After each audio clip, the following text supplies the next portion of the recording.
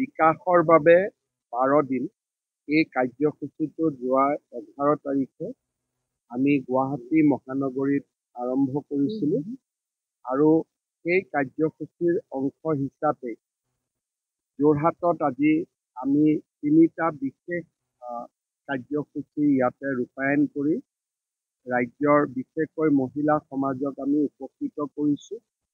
এটা হ'ল যিসকলে মাইক্ৰ' ফাইনেন্সত 50,000 টকা পৰ্যন্ত ঋণ লৈছিল আৰু ঋণ উভতাই দিব পৰা নাছিলে, আজি চৰকাৰে তেওঁলোকৰ ঋণ আমি উভতাই দিলোঁ আৰু তেওঁলোকক আজি ইয়াত আমি ন' ডিউ চাৰ্টিফিকেট দিম যাতে ভৱিষ্যতে তেওঁলোকে বেংকৰ পৰা লোন আদি পাব পাৰে আৰু চৰকাৰী আঁচনিৰ পৰাও উপকৃত হ'ব পাৰে। দ্বিতীয়তে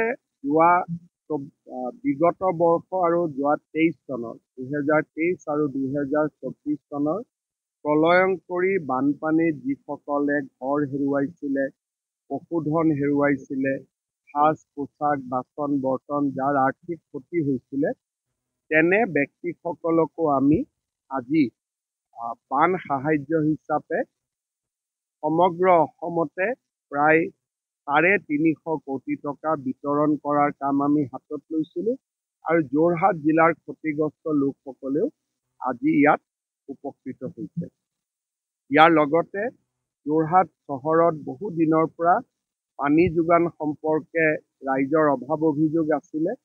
আজি ৰাজ্য চৰকাৰে 170 কোটি টকা ব্যয় কৰি এটা ফুল্লি অট'মেটিক অৰ্থাৎ য'ত নেকি পানীৰ প্ৰেছাৰ কমিলেও কণ্ট্ৰল ৰুমত গম পাব, পানীৰ পাইপ ফুটিলেও কণ্ট্ৰল ৰুমত গম পাব, তেনেকুৱা প্ৰায় 170 কোটি টকা খৰচ কৰি ষ্টেট অফ আৰ্ট পানী যোগান আঁচনি এটাৰ কাম উদ্বোধন কৰা হ'ব। অলপ পিছতে আমি গৈ উদ্বোধন কৰিম।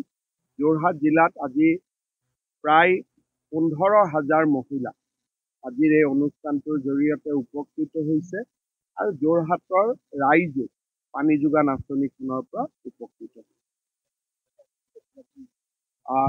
25,000ৰ পৰা 50,000 টকা কেইবাটাও স্লেব আছে। প্ৰথম যোৱাবাৰ আমি দিছিলোঁ যাৰ 1,000 টকাৰ পৰা 25,000 টকা ধাৰ মাৰিব পৰা নাই, তাত বেলেগ জিলা আছিলে, কিন্তু 25ৰ পৰা 50,000 টকা ধাৰ মাৰিব নোৱাৰা আটাইতকৈ ডাঙৰ সংখ্যাটো 12,500 মহিলা যোৰহাট জিলাৰ পৰা আছিল আৰু আজিৰ পৰা এই গোটেই মহিলাসকল আজিৰ পৰা তেওঁলোক ঋণমুক্ত হৈ যাব।